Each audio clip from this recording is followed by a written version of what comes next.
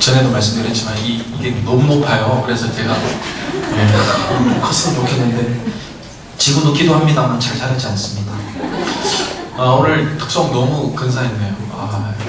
준비 너무 많이 했고 강집사님 피아노 치고 깜짝 놀랐어요. 대통령도 하시고 영상도 하시고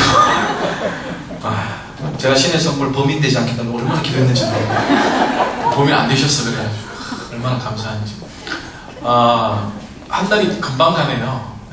저는 안 올 줄 알았는데 벌써 또 제가 할 차례가 됐고, 이번 주는 좀 담임 목사님 놀이를 좀 했어요. 제가 새벽 예배도 제가 하고요, 심예배도 제가 하고요. 오늘 이것까지 제가 하네요. 담임 목사님 사례비 반은 내가 받아야 그런 그 정도로 아주 그냥 바빴는데 오늘 또 이렇게 말씀 전하게 돼서 너무 감사합니다. 오늘 좀 부담스러운 말씀입니다. 복음을 전하자. 복음 전하는 건 목사도 부담이고요, 성도님들은 말할 것도 없을 것 같습니다. 그러나 우리가 이 복음 전하는 일을 게을리하면 교회의 성장이 없죠. 그리고 하나님의 나라가 확장되지 않죠. 우리 세대에 이게 끊겨버리는 일이 되어버리니까 정말 중요한 겁니다. 그래서 복음을 전하는 일이 굉장히 우리에게 사명으로 다가올 수밖에 없다는 것을 아셔야 돼요. 이번 주 새벽 예배 갈라디아서 공부를 쭉 하다가 하갈과 사라에 대한 이야기가 나왔어요. 지금 갈라디아서 하고 있는데 하갈과 사라 이야기하는 것은 좀 맞지 않잖아요. 하갈과 사라가 신약 인물입니까? 구약 인물입니까? 구약 인물이죠. 누구의 아내들이죠? 아브라함의 아내. 아브라함의 아내는 2명이었습니다. 제가 아브라함 굉장히 부러워하는 게 2가지인데 하나는 믿음이고 하나는 아내가 2명이라는 거예요. 그러니까 하갈과 사라가 이 2명의 부부였어요. 근데 먼저 아브라함의 아들이 누구를 통해서 나오죠? 하갈을 통해서 나옵니다. 그리고 아브라함이 100세가 됐을 때 말도 안 되지만 이삭이라는 아들을 놓습니다. 갈라디아에서 바울이 갑자기 이 복음과 율법에 관한 이야기를 하면서 하갈과 사라를 비유를 들거든요. 왜 그럴까? 오늘 이 새벽 예배 말씀을 들으신 분들이나 생명의 삶 하신 분들은 좀 눈치를 챘을 텐데 이런 거죠. 하갈은요, 아브라함과 하갈 사이에 하나님의 어떤 언약도 없었어요.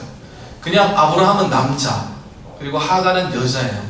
그러니까 남자와 여자가 만나서 아기를 놓는, 그러니까 생산하는 일은 아주 지극히 자연스러운 겁니다. 그러니까 하나님의 법칙 속에, 생존 법칙 속에 들어와 있는 아주 자연스러운 일이죠. 그래서 아브라함과 하갈 사이에 아이가 나왔다. 그때 놀란 사람들이 아무도 없어요. 뭐? 하갈이 알을 낳았어? 뭐야 이게 뭔 일이야? 뭐 이러지 않았다고요. 그냥 자연스러운 일이었어요 그게. 그런데 아브라함과 사라 사이에 아이가 나왔을 때 그때 모든 사람이 놀래버렸어요. 아브라함이 몇 살인데, 사라가 몇 살인데 그때 아이가 나온단 말이에요.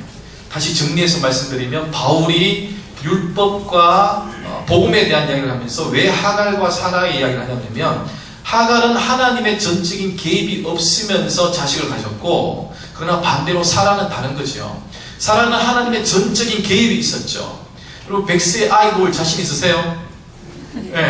없어요. 놓을 수가 없어요. 사라 나이에 자식을 낳을 수 있나? 없어요. 그러니까 이건 있을 수 있는 일이 아닌데 하나님이 전적으로 개입해가지고 사라를 통해서 아브라함의 후손을 이을 이삭을 낳게 한 겁니다. 그래서 이어서 바울이 이렇게 이야기하죠. 종의 자식은 종, 그리고 자유인의 자식은 자유, 그렇게 이야기합니다.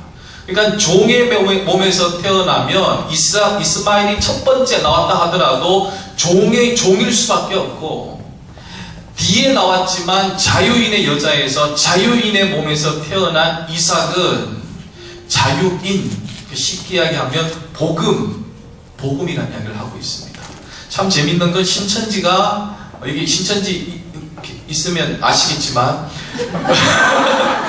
없기를 바라지만, 신천지는 하나님 아버지만 있냐, 하나님 어머니도 있다, 이렇게 설명을 해요. 그래서 하나님 어머니가 누구죠? 장길자, 욕할란 또 장길자님, 신천지가 있으면 안 되니까 장길자님이 하나님 어머니라고 이야기해요. 근데 그 하나님 어머니라는 그 근거를 어디 두냐 그러면 갈라디아서 4장 21절 이후에 나오는 예루살렘의 어머니, 우리 자유인이 우리 어머니. 나 참. 제가 읽어드릴게요. 네. 목사가 머리가 좋아서 팍팍 외우면 좋은데 그렇지 않아요. 갈라디아서 4장 26절에 보면 오직 위에 있는 예루살렘은 자유자니 곧 우리 어머니라, 이 구절이 있어요. 그래서 거기에 나오는 우리 어머니가 장길자라고 생각을 해요. 그래서 하나님 아버지만 있는 게 아니라 하나님 어머니도 있다. 그 어머니가 누구예요? 네, 신천지 교주의 아내죠. 그래서 우리 어머니다, 그렇게 이야기해요. 그러나 제가 다시 한번 말씀드리지만 여기에서 표현하고 있는 예루살렘은 자유자니 우리 어머니, 이게 누구예요? 지금까지 내가 뭐 한 거야? 사라잖아요. 사라인데 사라가 아니라 앞에서 비유라고 이야기했으니까 이거 뭐예요? 율법이 아니라 복음. 그러니까 전적인 하나님의 개입으로 인해서 내가 얻을 수 없지만 받을 수 없지만 하나님의 선물로 받은 그 복음, 그 복음이 바로 우리 어머니라는 게 바로 복음이라는 것을 설명하고 있습니다. 최 목사가 오늘 무슨 이야기를 하고 싶으냐 그러면 복음이라는 게 선물이라는 거예요. 전적으로 우리가 어떤 받을 수 있는 입장이 아니지만 하나님께서 전적인 개입이 있어서 이 세상에 있을 수 없는 일, 아브라함이 이삭을 낳는 것도 있을 수 없고 죄인이 예수 그리스도가 십자가에 못 박혀 돌아가셨다고 해서 우리가 구원함을 받는 것도 있을 수 없지만 하나님께서 그렇게 만들어 주셨다. 그게 바로 복음이다. 우리가 이 땅에 에덴 동산에 원죄라는 게 나오고 난 다음 인간에 대해서 하나님께서 뭐를 저주하셨습니까? 일단 생명의 고난을 주셨죠. 생명은 영원한 것이 아니다. 생명은 끝이 있다는 것을 하나님 우리들에게 말씀하셨죠. 그때부터 우리 인간에게는 구원이라는 것은 있을 수 없고 부활이라는 것은 있을 수 없었습니다. 그러나 하나님 입장에서 하나님이 만든 사람, 하나님이 만든 세상, 그게 그렇게 끝나는 게 너무너무 답답하신 거예요. 그래서 하나님이 우리들에게 복음이라는 것을 주지 않습니까? 그것은 오로지 그 복음을 통해서만 원죄를 해결할 수 있는 예수 그리스도를 이 땅에 보내주십니다. 그리고 성경의 전체적인 내용은 예수님을 믿으면 우리가 구원을 받는다. 그걸 설명하고 있는 거예요. 그래서 저는 성경 66권 수많은 성경 구절이 있고 단어가 있고 여러 가지 사건 내용들이 있지만 저는 이걸 줄이고 그러니까 성경 66권을 전체적으로 다 줄이고 한 절로 표현하라 그러면 저는 요한복음 3장 16절을 들고 싶어요. 요한복음 3장 16절 다 같이 한번 해볼까요? 다 이 정도 외우시잖아요. 이 정도 외우면 동성교육이 맞지? 이 정도 못 외우면 동성교육도 맞습니다. 시작. 하나님이 세상을 이처럼 사랑하사 독생자를 주셨으니 누구든지 저를 믿는 자는 멸망치 않아. 이게 요한복음 3장 16절이에요. 제가 좀 틀릴 수도 있어요. 앞에 나오면 다 당황해요. 그래서 이게 성경을 줄이면 하나님이 세상을 이처럼 사랑한다. 그래서 이 사랑하는 세상을 향해서 독생자를 주셨다. 그리고 이것을 믿는 자마다 영생함을 얻을 수 있다. 이게 성경 전체의 내용이에요. 그런데 이 고비를 잘 넘기면 돼요. 이게 믿어지면 상관없어요. 하나님이 나를 사랑한대. 하나님이 세상을 사랑한대. 그리고 나를 위해서 독생자를 주셨대. 내가 영원히 죽을 수밖에 없는 존재지만 그 예수님을 믿는 믿음으로 내가 살 수가 있대. 이걸 믿어버리면 신앙생활 어렵지 않아요. 그렇죠? 근데 이게 안 믿어진다는 거예요, 이게. 여러분, 하나님이 나를 사랑함이 믿어집니까? 내가 예수를 믿는 믿음으로만 가지고 내가 구원을 받는다는 게 믿어지냐고요. 이게 안 믿어져요, 잘. 이거 믿기까지 굉장히 힘이 들어요. 그리고 훈련받아야 되고 연습해야 되고 이런 디데이에 참석해야 돼요. 여러분, 모르는 사람에게, 예수님을 모르는 사람에게 다가가서 요한복음 3장 16절을 설명했을 때에 뱀물에 딱 뚫고 나도 믿어야 되겠네요. 이렇게 말하는 사람이 극히 보기 드뭅니다. 안 돼요. 근데 왜 안 되는 줄 아세요? 이건 세상의 법칙을 역행하기 때문에 그래요. 하나님이 고등한 존재입니까? 우리가 고등한 존재입니까? 하나님이 고등한 존재죠. 우리는 저등한 인간이고 하나님은 고등한 존재죠. 자, 예수님이 고등하십니까? 우리가 고등합니까? 예수님이 고등하죠. 근데 요한복음 3장 16절을 잘 보세요. 하나님이 세상을 사랑하셔서 독생자를 주셨는데 그 독생자, 그 고등한 존재인 예수님이 누구를 위해서 희생당한 거예요? 저등한 우리를 위해서 희생당한 거예요. 그러니까 못 믿겠죠. 세상은 그 법칙이 아니거든요. 세상은 고등한 존재가 저등한 존재에게 희생을 강요해요. 오늘 우리 그 장준 목사님, 그 이상택 목사님 이제 목사 안수 받았어요. 그래서 이제 제 밑에 목사가 3명이나 됐어요. 야, 내가 왔는지 1년 좀 넘으니까 내 밑에 목사가 3명이나 됐어. 근데 이제 목사가 돼가지고 이제 축도한다고 가장 그 원래 이런 축도 같은 거 물어볼 때는 가장 우리 꽃참한테 물어보잖아요. 저한테 와가지고 목사님 축도를 어떻게 해야 됩니까? 이야기를 하더라고요. 손을 어떻게 해야 됩니까? 손을 딱 펼쳐가지고 손가락 사이에 관계가 일정해야 된다. 이게 일정하지 않으면 이게 축도가 아니다. 너희들 이렇게 하거나 뭐 이렇게 하지 붙이면 이상하지 않냐. 그래서 제가 한 30분을 교육시켰습니다. 갈군 거죠. 그냥 긴장해라. 이게 안 된다. 이거는 한 30년 차 하는 거지. 너희는 쫙 뼈쳤어. 그래서 막 갈구는 거죠. 쫙 이렇게 하는 거죠. 그래서 그 이야기를 제가 어디 뭘 이야기하다 이런 거죠. 네, 고등. 그러니까 이런 나 같은 목사 한 2년, 동성교회 2년차, 목사 한 5년차가 1년차를 갈구는 게 세상의 법칙이에요. 아니, 내가 담임목사를 갈굴 수 없잖아요. 목사님 오늘 왜 안 하십니까? 당회가 중요합니까? DDS가 중요하지. 이렇게 할 수 없다고요. 그러나 요한복음 3장 16절은 그게 아니에요. 요한복음 3장 16절은 철저하게 세상의 법칙을 갖다가 역행하고 있어요. 그러니까 고등한 존재가 저등한 존재를 위해서 희생당하니까 이것을 믿을 수 없는 거예요.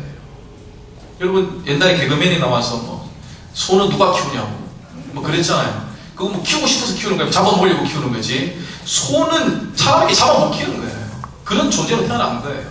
우리가 소를 모시고 살 수는 없는 거예요.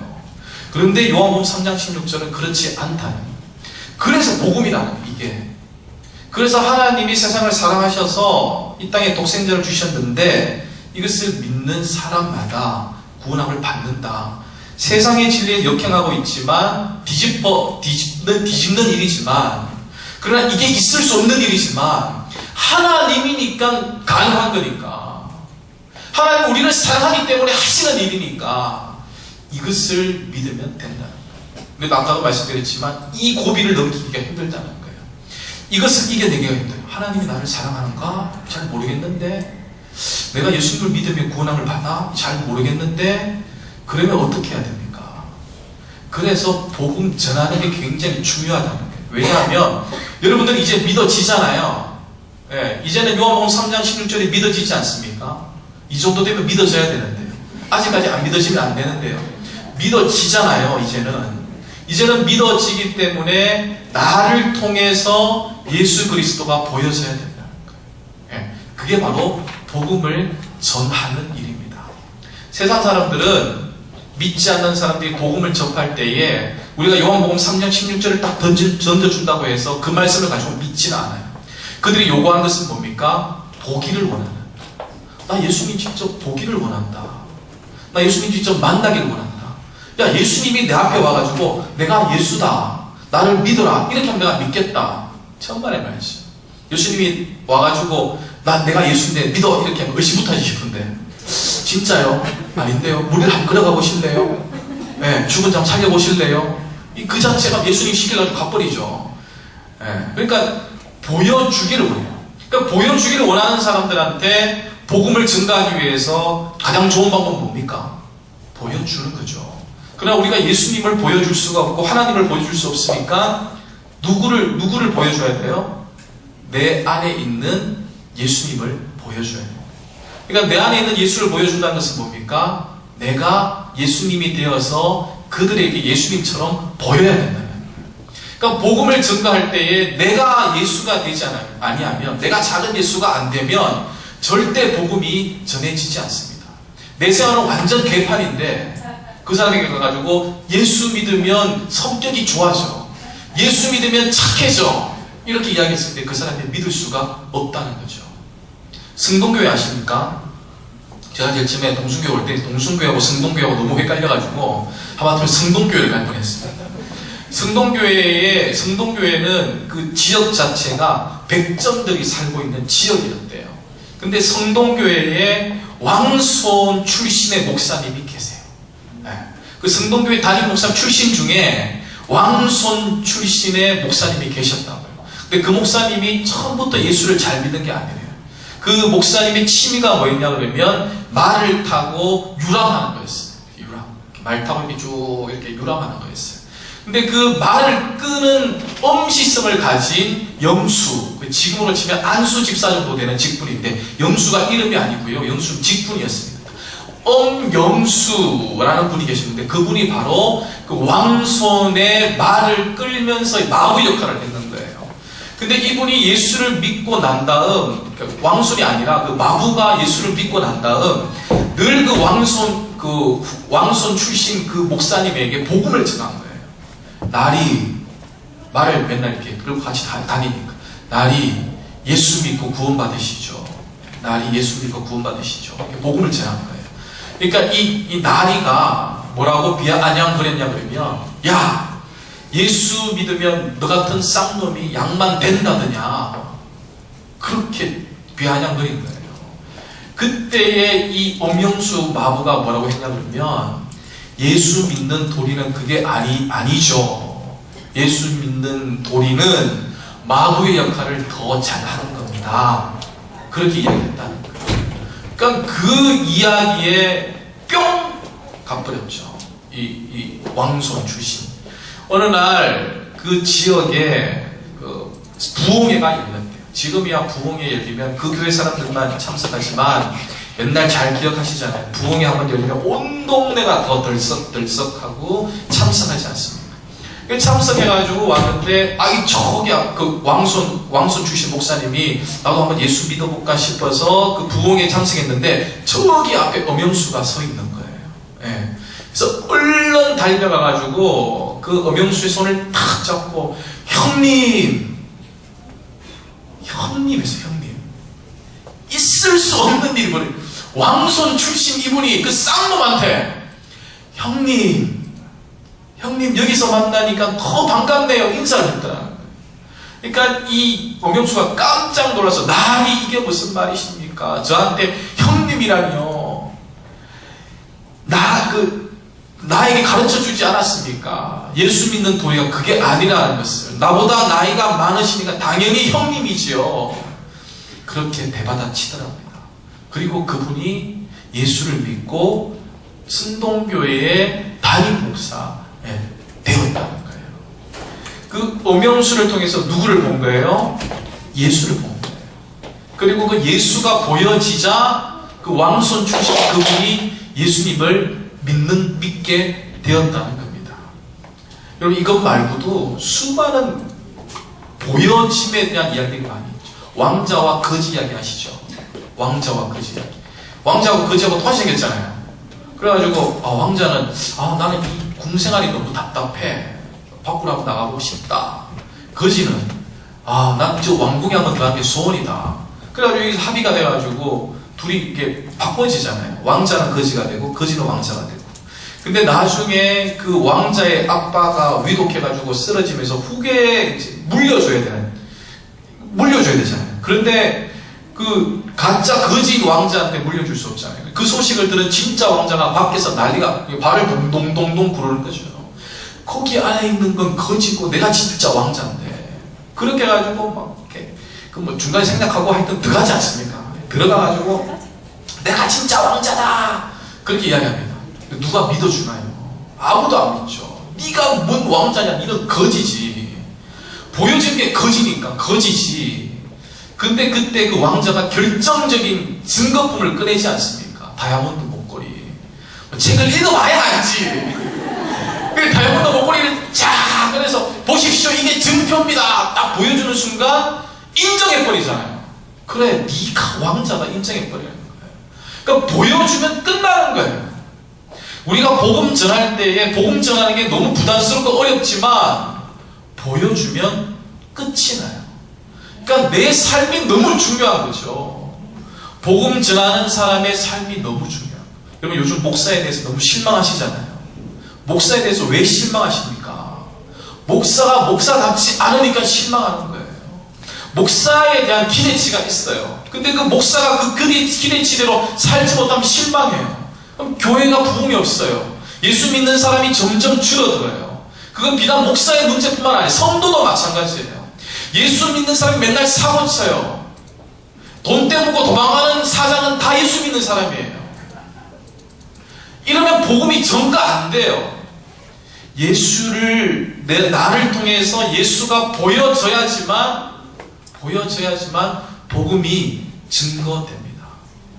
예수님도 오죽 답답했으면 제자들에게 야 너희들이 못 믿으니까 도마에게 다가가서 뭐라고 합니까? 봐라 좀 봐라.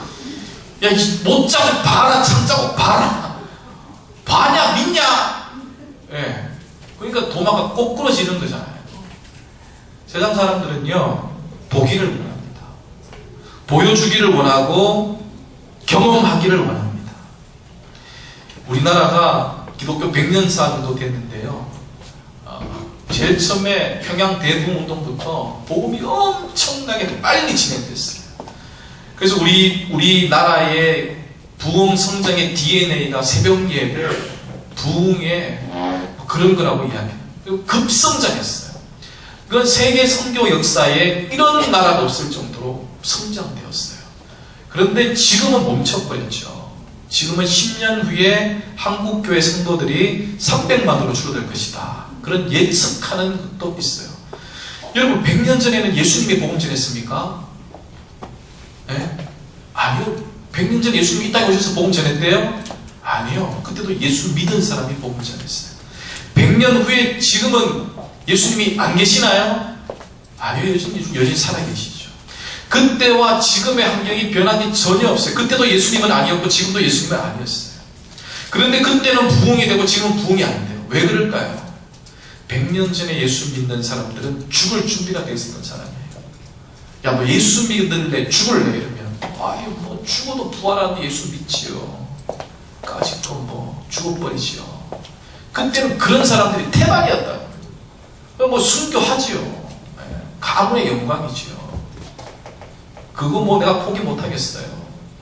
근데 지금은 그게 없어요. 목사부터 회개합니다.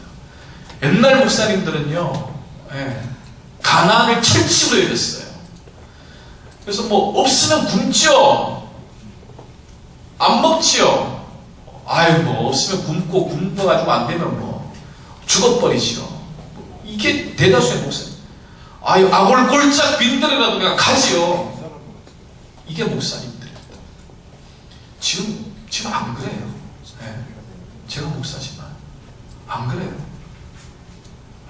더 이상 나가면 또 불려갈 것 같아서 이야기하시죠. 이제 성도들도 안 그래요. 성도들도 옛날에는 예수 믿고 교회에서 교회 불 지른다니 교회 한번 들어가가지고 나는 차라리 죽겠다. 지금은 손해 안 봐요. 손해 안 보고 다 도망가 버려요. 그러니까 100년 전에는 사람을 통해서 예수를 봤는데 지금은 사람을 통해서 예수를 못 보니까 복음이 증거되지 않죠. 그러니까 복음이 멈춰버린 겁니다. 아버지 이야기하고 끝낼게요. 11분, 이렇게 빨리 시간이 가. 제 아버지 예수 안 믿었잖아요. 그리고 최근 들어서 아버지가 예수를 믿고 병원에 입원하신 적이 있어요. 그래서 제가 경상도 사람들 아빠한테 참 못해요. 아버지도 우리 아버지 나한테 사랑한다는 말 한마디도 안 했어요. 그래서 그게 괘씸해서 나도 안 해요. 그런데 병원에 입원해 계신, 건강하셔도 병원에 계시면 이렇게 초췌해 보이고 안 돼 보이잖아요. 내가 목사잖아요. 그러니까 한 번도 안 한 짓을 내가 한 거예요.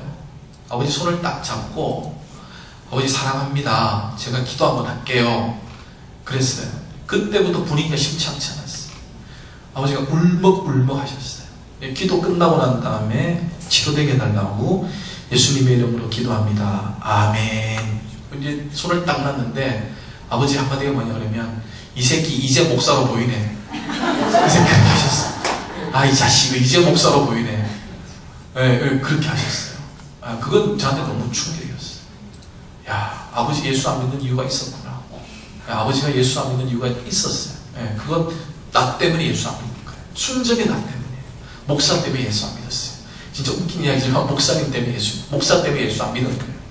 근데 나를 통해서 예수가 보이자 아버지가 예수 믿게 된 거예요. 여러분, 세상은 믿는 사람을 통해서 바뀔 수밖에 없어요. 여러분을 통해서 복음이 전거돼야 돼요. 마태복음 28장 19절 20절은 우리에게 뭐라고 이야기합니까? 그러므로 너희는 가서 모든 민족을 제자로 삼아 아버지와 아들과 성령의 이름으로 세례를 베풀고 내가 너에게 분부한 모든 것을 가르쳐 지키게 하라. 볼지어다 내가 세상 끝날까지 너희와 항상 함께 있으리라 하시니라. 이 구절이 지상 명령이라고 이야기합니다. 예수님께서 마지막으로 남기신 우리를 향한 명령이에요. 명령. 그냥 이게 권면이 아니고 명령이에요. 근데 여기서 아주 중요한 거예요. 분부한, 요 단어가 굉장히 의미가 있어요. 분부한 이 단어를 헬라어 원문으로 이야기하면 엔텔로마이라고 해요. 엔텔로마이에 세 가지 뜻이 있어요. 하나는 명령한다. 하나는 지시한다. 하나는 위임한답니다. 무엇을 명령합니까? 누가 명령하는 거예요? 예수님이 명령하는 거예요. 무엇을 지시합니까? 복음 전할 것을 지시합니다. 누구를 위임합니까? 예수 그리스도 자신을 우리한테 위임한다는 거예요. 굉장히 중요한 의미가 있죠. 우리는 명령을 받은, 예수님으로부터 명령을 받은 사람이고, 예수님께서 복음을 전하는 지시를 받은 사람이고, 이 땅에 작은 예수로 살아가야 될 정도의 위임을 받은 사람입니다. 세상 사람들은 예수를 발견할 수 있는 유일한 방법은 하나밖에 없어요.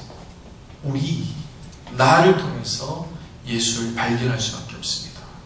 여러분, 오늘 복음을 전하자. 이게 오늘의 제목입니다. 거룩한 부담이죠. 그러나 생각해보면 쉬워요. 예수 믿은 만큼, 내가 변화된 것만큼 세상 사람들에게 보여주면 그 사람은 당연히 예수를 믿게 되겠습니다. 기도하시겠습니다.